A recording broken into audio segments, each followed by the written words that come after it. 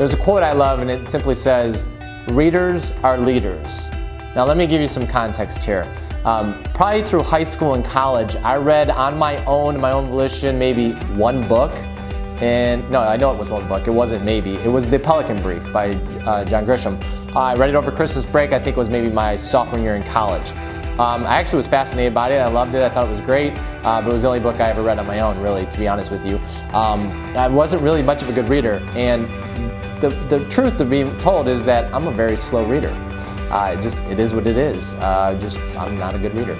But that being said, I didn't want to suffer from not being able to learn and educate myself and engage in all these amazing books that everybody else is reading because of my own slowness.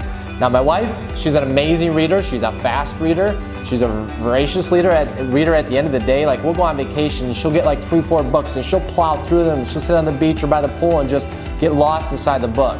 Now maybe it's a little bit of my ADD as well, that I can't just sit still for a period of time, although I've really changed that a lot too as well because of the purpose and the reason behind it.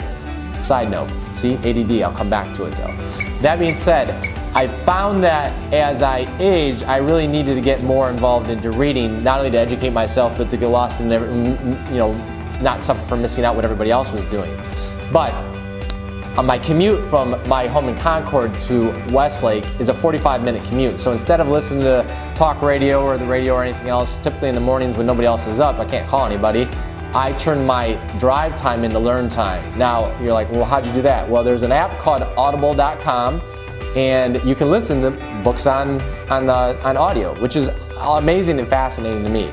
So I can read now a book a week. And you're like, well, how can you do that? Well, typically a book is going to take like 9 to 12 hours. I'm not in the car that long, but there's a little trick I developed, or discovered I should say. 2 times the speed. Yes, I listen to a book at 2 times the speed. Now if I play that, my kids walk by or my wife walks by and they're like, what are you listening? It's like the Chipmunks. But here's what I found that supports why I can do this at a high level and still be able to retain it. We speak at about a rate of 150 to 200 words per minute, yet we can listen at a rate of 400. So I can crank that speed up, I can listen twice the speed and still retain a lot. So for me, what I'll do is typically listen to the book, and I'll put notes into the thing or the check marks in there, and then I'll buy the physical book, and then I'll go back and actually highlight it and read those sections that I found interest in. So just a little tip for you.